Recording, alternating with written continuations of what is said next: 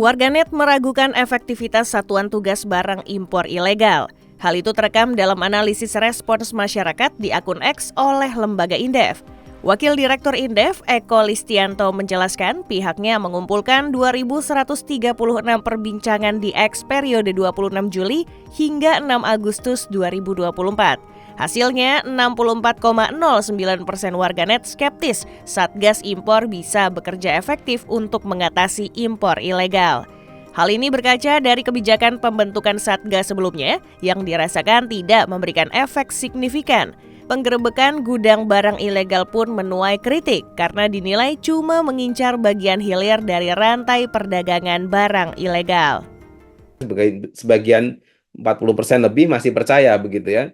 Tapi sebagian yang lain yang dominan 64% itu merasa bahwa ini berkaca dari pembentukan satgas-satgas sebelumnya ya. Terlalu banyak satgas kayaknya di kita itu ya. Menurutnya, dengan persentase ini, mudah-mudahan Satgas Impor Ilegal bisa menunjukkan kinerja optimal sehingga akan diapresiasi oleh publik. Dia juga menambahkan 99,28% warganet sepakat produk impor ilegal harus dibasmi karena akan mematikan industri dalam negeri.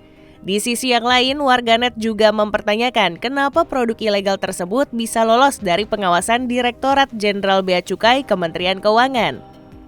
Tapi pada intinya netizen itu sepakat ya bahwa impor ilegal harus dibasmi dan produk dalam negeri harus ditingkatkan begitu.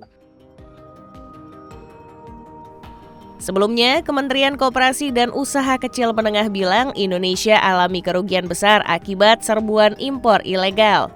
Negara ini kehilangan potensi serapan tenaga kerja hingga 67.000 orang dengan total pendapatan karyawan sebesar 2 triliun rupiah. Selain itu, Indonesia juga kehilangan potensi PDB di sektor TPT sekitar 11,83 triliun rupiah per tahun. Alhasil, kerugian pajak atas produk impor ilegal itu ditaksir mencapai 6,2 triliun rupiah.